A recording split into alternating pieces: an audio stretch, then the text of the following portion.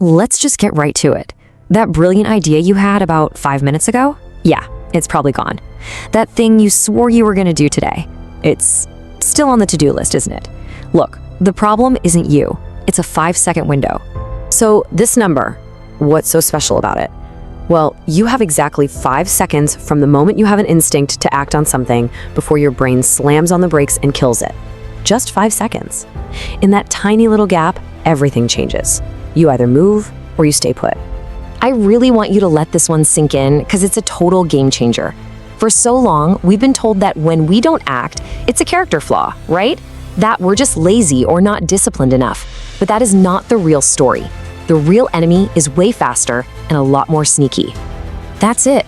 It's that tiny pause, that one moment of doubt that wedges itself between your gut feeling and you actually doing something. That's the exact point of failure where all our big goals, dreams, and even just simple daily tasks go to die.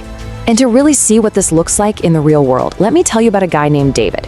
He's 19, he's smart, he's got goals, and he is completely, utterly stuck. And his story, well, it's probably gonna sound pretty familiar. You know the drill, right? Every night, David lays out these grand plans for himself. Tomorrow's the day! But then morning comes, and reality looks a lot more like this. That quick check of his phone turns into an hour of mindless scrolling. 5 more minutes becomes the entire morning.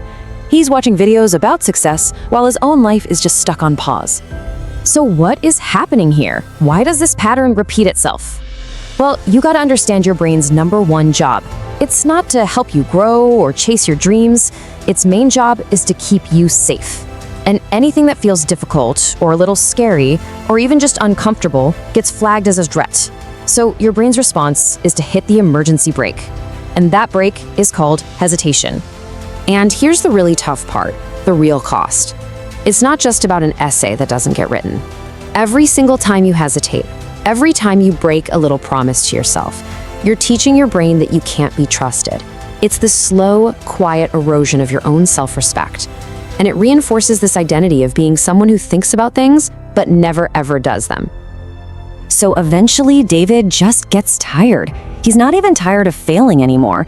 He's tired of the pattern, the exact same loop of making a promise and then feeling that regret. He knows something has to give, but he's already tried all the usual stuff. I mean, he did it all. He downloaded every productivity app, he tried to copy the morning routines of billionaires, he even tried just, well, trying harder.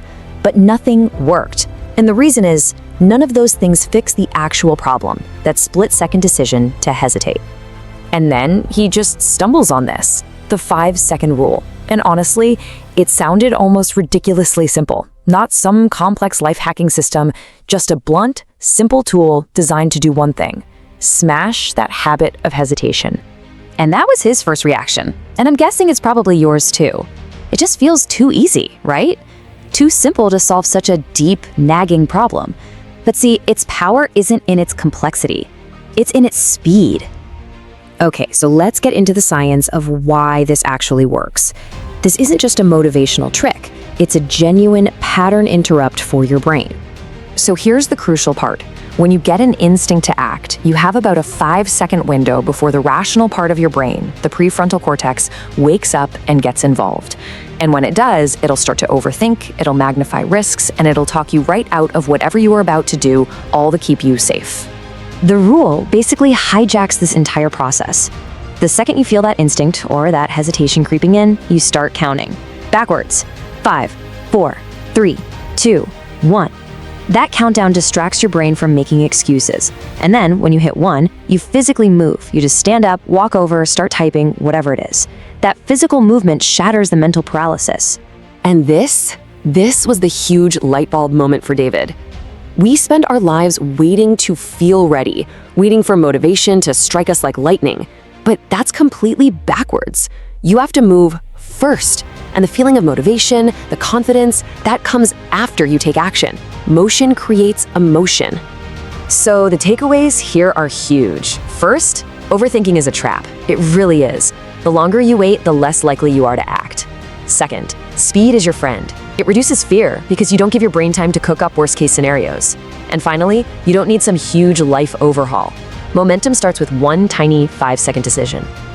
Now, David is different, not because he suddenly found some hidden well of willpower, but because he learned a simple skill: how to act faster than his own self-doubt. He's not a planner anymore, he's an executor. And if you take one thing away from our time here today, please let it be this: your potential is not limited by your talent or your bank account. It is capped every single day by the tiny moments you choose to hesitate instead of act. So, I'm turning this back to you right now. Think about it. What is it? Getting out of bed without hitting snooze, finally making that call, starting that first page? There is something you're putting off. Name it. Because here's the truth, and it should both terrify you and empower you. That thing you just thought of, the choice isn't between doing it now or doing it later. The real choice is between doing it in the next 5 seconds or, very possibly, never doing it at all. That's the real choice. And you get to make it over and over again, all day, every single day. The countdown for you on that one thing starts right now. 5, 4, 3, 2, 1, go.